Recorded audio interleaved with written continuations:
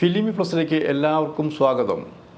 മമ്മൂട്ടിയും മോഹൻലാലും ജൂഹി ചൗളയും ഫാസിലും എല്ലാം ചേർന്ന് ഹിറ്റാക്കി മാറ്റിയ ഇപ്പോഴും പ്രേക്ഷകരുടെ മനസ്സിൽ തങ്ങി നിൽക്കുന്നൊരു സിനിമയാണ് ഹരികൃഷ്ണൻസ്.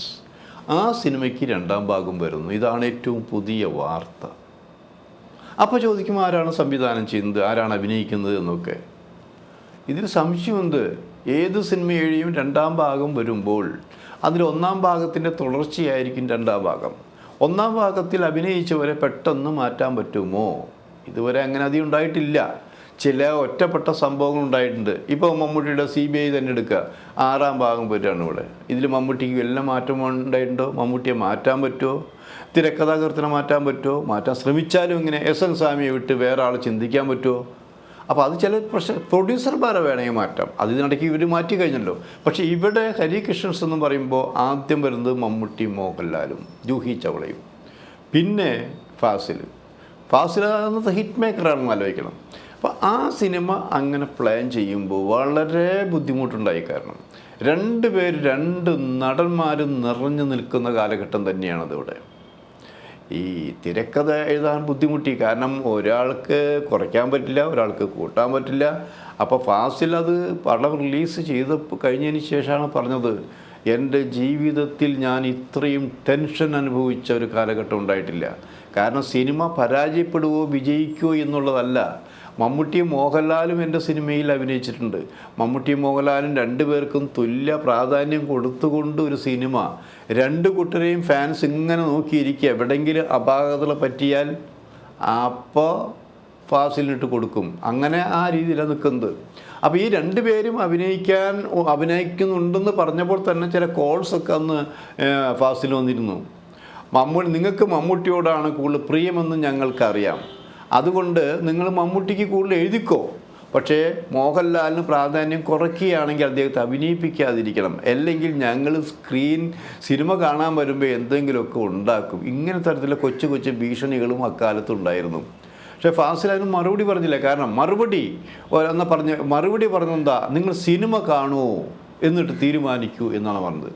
അത്രയും ഒരു ആത്മവിശ്വാസം ഫാസിലിന് അന്നുണ്ടായിരുന്നു. മാത്രമല്ല അന്നത്തെ ഹിറ്റ് മേക്കറാണ് ഫാസിൽ. കഥ പറയാൻ മിടുക്കണം, അതിലേറെ മിടുക്കനാണ് പിന്നെ സ്ക്രീനിലെത്തുമ്പോൾ എന്ന് ആലോചിക്കണം.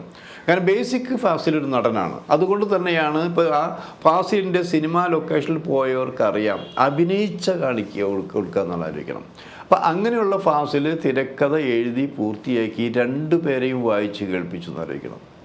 രണ്ടുപേരെയും വായിപ്പിച്ച് കഴിച്ചപ്പോൾ രണ്ടുപേരും കൈ കൊടുത്തു. അതിലേറ്റവും രസകരമായ വസ്തുത, ക്ലൈമാക്സ് മാത്രം സസ്പെൻസിൽ ഇട്ടു എന്ന് ആലോചിക്കണം. ക്ലൈമാക്സ് എന്താണെന്ന് ചോദിച്ചിട്ട് പറഞ്ഞിട്ടില്ല. അത് ഫാസിലിൻ്റെ മനസ്സിൽ മാത്രമായിരുന്നു. അപ്പോൾ പുതിയൊരു നടി വേണം. അങ്ങനെ ജൂഹി ചൗള വന്നത്. ജൂഹി ചൗളയ്ക്കാണെങ്കിൽ മലയാളം എങ്ങനെ പറഞ്ഞു കൊടുത്തിട്ടും പറയാൻ പറ്റില്ല. അപ്പോൾ ഇതിനിടയ്ക്ക് മമ്മൂട്ടിനെ പറയുന്നത്, ഇതിപ്പോൾ കഷ്ടപ്പെടാൻ പോകുന്നത് പ്രൊഡ്യൂസറോ സംവിധാനമൊന്നുമല്ല, ഇതാരാണ് ഏതാണോ നല്ല ഡബ്ബിങ് ആർട്ടിസ്റ്റ് ഡബ് ചെയ്യണത്, അവർ കുറേ വെള്ളം കുടിക്കുന്ന ലക്ഷണമാണ് കാണുന്നത്. ഇടയ്ക്കിടയ്ക്ക് മമ്മൂട്ടിങ്ങനെ പിറുപിറുക്കാറുണ്ട്. ഇത് മോഹൻലാൽ ശ്രദ്ധിച്ച് മോഹൻലാൽ തമാശ ഇങ്ങനെ ചിരിക്കണ പോലെയും. അപ്പോൾ ഒഴിവ് കിട്ടുമ്പോൾ ജൂഹി ചൗളയോട് പറയും, മലയാളം നന്നായിട്ട് പറഞ്ഞു, അല്ലെങ്കിൽ ഡബ്ബിങ്ങിന് പ്രശ്നം എന്നൊക്കെ സൂചിപ്പിക്കുന്നുണ്ട്.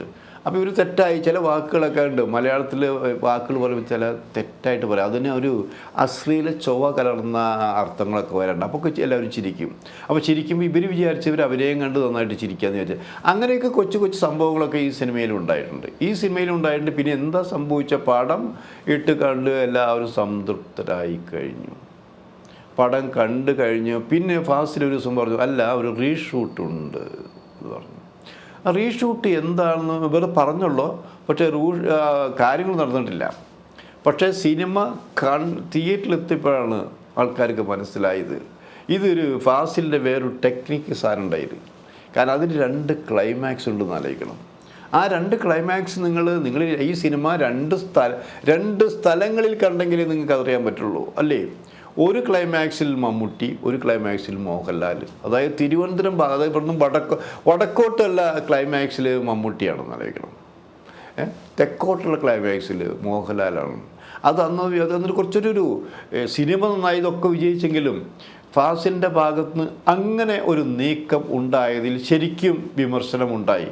അല്ല, വിമർശനം ഉണ്ടാകണം. അത് പാടില്ല. കാരണം അതിൽ അന്ന് വേറെയും ദോഷങ്ങൾ വേറെ കാര്യം പറഞ്ഞുണ്ടാക്കി. വടക്കൻ സൈഡിലേക്ക് പോകുമ്പോൾ മമ്മൂട്ടിയുടെ ആരാധകരുണ്ട്, അതിനൊരു ജാതി നിറം കലർത്തി എന്നാലോചിക്കണം. തെക്കൻ സൈഡിലേക്ക് പോകുമ്പോൾ മോഹൻലാൽ, അതിനും ഒരു ജാതി നിറം കലർത്തി എന്നാലോചിക്കണം. അതൊരു ലജ്ജാവമായ വൃത്തികെട്ട ഒരു സംഭവമായിരുന്നു ആലോചിക്കണം. ഇവിടെ സിനിമയാണ് കാണുന്നതെന്ന് ആലോചിക്കണം. ഇതുവരെ മലയാള സിനിമ ഇത്രയും വൃത്തികെട്ട രീതിയിലുള്ളൊരു ക്ലൈമാക്സുകൾ ജാതിയുടെ പേരിൽ ഉണ്ടായിട്ടില്ല. പടം വിജയിച്ചൊക്കെ ശരി തന്നെയാണ്. പിന്നെ പലരും അതിന് രണ്ടാം ഭാഗത്തെക്കുറിച്ച് പറഞ്ഞു തുടങ്ങിയെന്ന്. രണ്ടാം ഭാഗം എടുക്കാൻ നല്ലതാണ്, അങ്ങനെ നീണ്ടുപോയി. പക്ഷേ ഇപ്പോൾ രണ്ടാം ഭാഗത്തെക്കുറിച്ച് ചിന്തിച്ച് തുടങ്ങിയിരിക്കുകയാണ്. പണം മുടക്കാൻ ധാരാളം ആൾക്കാരുണ്ട്. മമ്മൂട്ടിയും മോഹൻലാലും ഉണ്ടാകുമോ? ഉണ്ടാകുന്ന അവരുടെ രൂപമാറ്റങ്ങൾ എങ്ങനെയായിരിക്കും? തിരക്കഥ എങ്ങനെയായിരിക്കും? അന്ന് തിരക്കഥ എഴുതിയത് ഫാസിലാണ്. മാറിയ സാഹചര്യത്തിൽ ഫാസിലിന് സംവിധാനം ഏൽപ്പിക്കാൻ പലരും തയ്യാറല്ല എന്നുള്ളതാണ്. മമ്മൂട്ടിയോ മോഹൻലാലോ പറഞ്ഞതല്ല. കാരണം ഫാസിൽ കുറേ വർഷമായിട്ട് സിനിമയിൽ നിന്ന് അകന്നു നിൽക്കുന്ന ഒരാളാണ്. ഇടയ്ക്ക് ഒരു സിനിമ പ്രൊഡ്യൂസ് ചെയ്തെന്നൊഴിച്ചാൽ സംവിധാന രംഗത്ത് ഫാസിലില്ല, എഴുത്ത് രംഗത്ത് ഫാസിലില്ല. അപ്പോൾ ഇങ്ങനെ പ്രധാന ദോഷമായിട്ട് നിൽക്കുന്നതാണത്. ഫാസിലിനെ കൊണ്ട് എഴുതിക്കാനോ സംവിധാനം ചെയ്യിക്കാനോ പറ്റില്ല. അങ്ങനെ ആണെങ്കിൽ ഈ പടം എടുക്കുക, എത്ര നിങ്ങൾ എവിടെ വേണമെങ്കിൽ എടുത്തോ, എത്ര കോടികൾ ചെലവഴിച്ച് സിനിമ ചെയ്യാൻ തയ്യാറാണ്. പക്ഷേ ജൂഹി ചാവളയ്ക്ക് വരും വേറെ ആളെ കണ്ടെത്തേണ്ടി വരും. അങ്ങനെ സന്നിഗ്ധ ഘട്ടത്തിലാണ് നിൽക്കുന്നത്. സന്നിഗ്ധ ഘട്ടത്തിൽ നിൽക്കുമ്പോൾ തന്നെ ഇതിൽ നിന്നും മറുപടി പറയാൻ ഫാസിൽ തയ്യാറായിട്ടില്ല. ഈ പറയുന്ന കാര്യങ്ങളിൽ കുറേ സത്യമുണ്ട്. പഴയതുപോലെ തനിക്ക് എഴുതാനോ സംവിധാനത്തിൽ ശ്രദ്ധ കേന്ദ്രീകരിക്കാനോ പറ്റുന്നില്ല എന്നുള്ളത് സത്യമാണ്. അതേസമയം മമ്മൂട്ടിയും മോഹൻലാലും ഓരോ പടം കഴിയുന്നവരും തിളങ്ങി വിളങ്ങി കൊണ്ടിരിക്കുകയെന്ന് അറിയിക്കണം.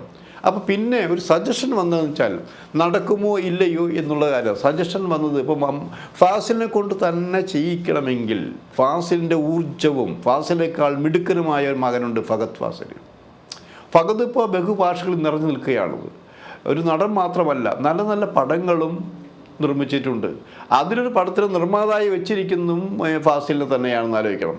അപ്പോൾ ഈ സംവിധാനത്തിൻ്റെ കാര്യത്തിൽ കൂടി ഫഹദിനെ ഉൾപ്പെടുത്തിയാൽ അത് എങ്ങനെ ഇരിക്കും എന്നൊരു ചർച്ച നടക്കുന്നുണ്ട്. ചിലരൊക്കെ വിളിച്ചേ മണ്ടത്തരം പറയാതെ, വിഡ്ഢിത്തം പറയാതെ. ഫഹദ് ഫാസിൽ നല്ല നടനാണ്, ഓക്കെ. പക്ഷേ സംവിധാനമോ അതോ അതിൻ്റെ എഴുത്തോ അത് ഫാസിലിൻ്റെ 7 അയലത്ത് വരാൻ പറ്റുമോ എന്നും ചോദിക്കുന്നുണ്ട്. അപ്പോൾ അതിന് മറുപടി പറഞ്ഞു വെച്ചാൽ ഈ ഫഹദ് ഫാസിൽ ആദ്യം അഭിനയിച്ചത് നായകനായിട്ടാണ് ഫാസിൽ കൊണ്ടുവന്നത്. അത് ആകെ പൊട്ടി തരിപ്പണമാക്കി അമേരിക്കയിൽ തിരിച്ചു പോയതാണ്. അതേ ഫഹദ് ഫാസിലാണ് തിരിച്ചു വന്നിട്ട് മലയാളത്തിൽ ഇന്ത്യൻ സിനിമയിൽ വിരലിലുണ്ടാവുന്ന നല്ല നടന്മാരിൽ ഒരാളായി മാറിയിരിക്കുന്നത്. അപ്പോൾ അതുകൊണ്ട് ആദ്യം അന്വേഷിക്കേണ്ടത് ഫഹദിന് ഇത് ചെയ്യാൻ സമ്മതമാണോ, സമയമുണ്ടോ എന്നുള്ളതാണത്. അങ്ങനെ സമയമുണ്ടെങ്കിൽ അദ്ദേഹം തയ്യാറാണെങ്കിൽ ഒരു പരീക്ഷണം എന്നെനിക്ക് ധൈര്യമായിട്ട് സംവിധാന ചുമതലയും ഫഹദിനെ ഏൽപ്പിക്കാം. കാരണം ഭാവിയിൽ മലയാള സിനിമയ്ക്ക് നല്ലൊരു സംവിധായകനായി ഫഹദ് ഫാസിൽ വരുമെന്നുള്ള കാര്യത്തിൽ സംശയമില്ല. അങ്ങനെ ഒരു ചർച്ച നടന്നുകൊണ്ടിരിക്കുന്നുണ്ട്.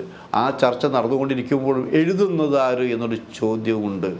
എങ്ങനെയായാലും അവസാനം ഫാസിലിൻ്റെ പേര് വെച്ചുകൊണ്ട് തന്നെ ചില അഡ്ജസ്റ്റ്മെൻറ്റൊക്കെ നടത്താനുള്ള ആലോചന നടക്കുന്നുണ്ട്. എങ്ങനെ വരും എന്നുള്ള കാര്യത്തിൽ ഇതുവരെ തീരുമാനമായിട്ടില്ല. ഒരു കാര്യത്തിൽ മാത്രമാണ് തീരുമാനമായിട്ടുള്ളത്. ഈ ഹരികൃഷ്ണൻ്റെ 2ാം ഭാഗം വരാൻ പോകുന്നു. മമ്മൂട്ടിയും മോഹൻലാലും അതിൽ അഭിനയിക്കാനും തയ്യാറാണ്. ബാക്കി കാര്യങ്ങളൊക്കെ നമുക്ക് പുറകെ പറയാം.